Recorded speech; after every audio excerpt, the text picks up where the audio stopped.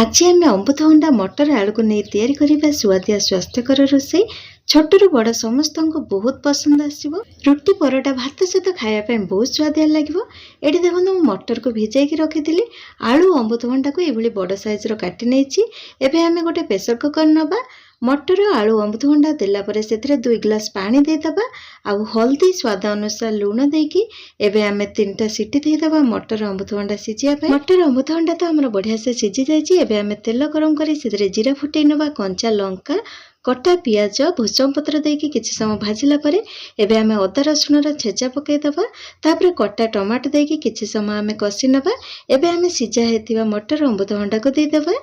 तापर आमे गरम मसला भजा जीरा लंका गुंड कटा धनिया पत्र देकी आउ 2 मिनिट फुटे दबा। वर्तमान हमर प्रस्तुत हो गला सुपर टेस्टी हेल्दी अमृतभंडा मटर तरकारी।